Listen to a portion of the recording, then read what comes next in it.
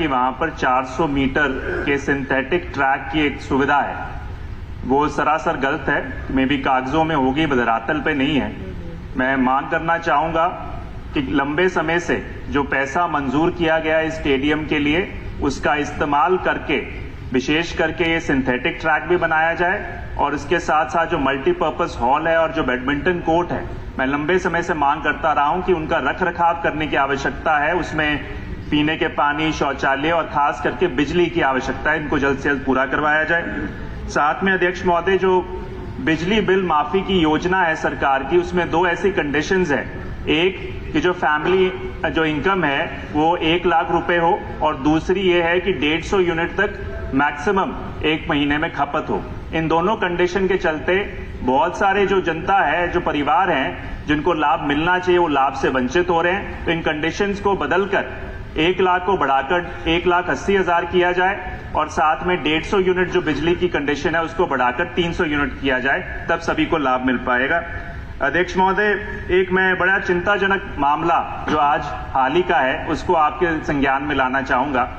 मटतादू गांव पड़ता है मेरे हलके के अंदर। वहां पे हरदीप सिंह नाम के किसान हैं।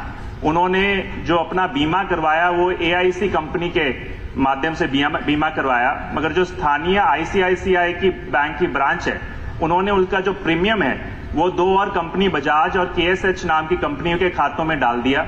उसके चलते उसको मुआवजा नहीं मिल रहा, और मैं मानता हूं कि सरकार इसकी एक गंभीर जांच करवाए। ऐसे कितने और किसानों के साथ धोखाधड़ी हुई है, क्योंकि ये बहुत बड़ा संगीन और गंभीर मामला, और सही जांच करने की आवश्यकता भी है।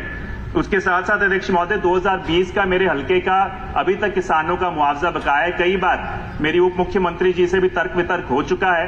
कारण ये है कि जब जो फाइनली मुआवजा तय भी किया गया, क्योंकि हमारे यहाँ पर SDM के पद खाली था, तो वो सारा का सारा पिछले वित्तीय वर्ष में लैप्स होकर वित्त विभाग के पास वापस चला गया। कृपया करके उसे जल्द से जल्द उनके मुआवजा दिलवाने का काम करें।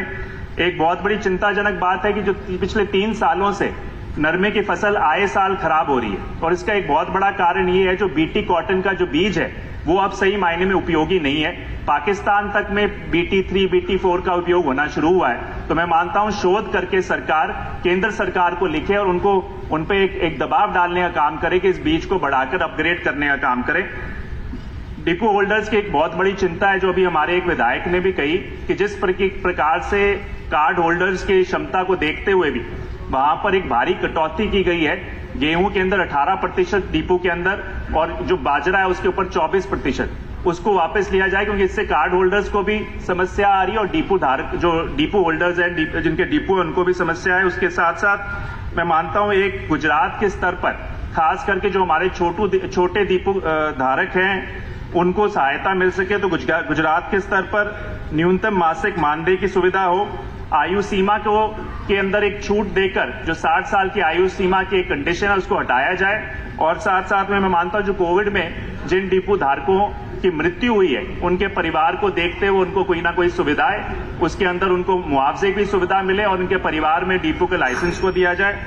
अंत में अध्यक्ष महोदय, मैं रोजगार सहायकों के लिए भी कहना चाहूंगा कि उनको भी नियमित किया गया है। एक आखिरी बात यह है, यहाँ पर हरियाणा के अंदर मनरेगा का तो सबसे ज्यादा मजदूरों को दाम मिलता है, मगर जो सहायक हैं आज की तारीख में उनकी आमदनी 2,000 से 6,000 रुपए है। उसको बढ़ाकर दूसरे प्रदेशों की तर्ज पर उनकी आमदनी बढ़ाई जाए और उनको नियमित किया जाए। धन्यवाद।